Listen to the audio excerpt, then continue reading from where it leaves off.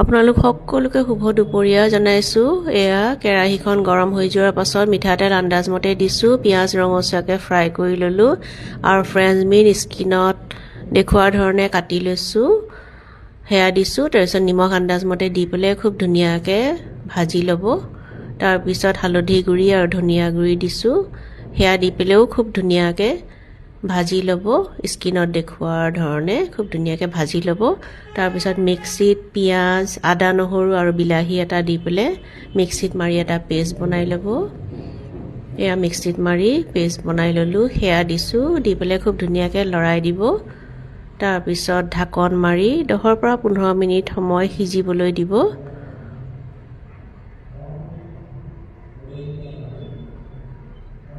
এয়া ঢাকন মাৰি 10-15 মিনিট সিজিবলৈ দিব।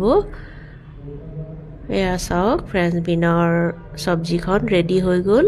খাবলৈ বিৰাট সোৱাদ হয়, এনেকৈ বনাই খাই চাবচোন।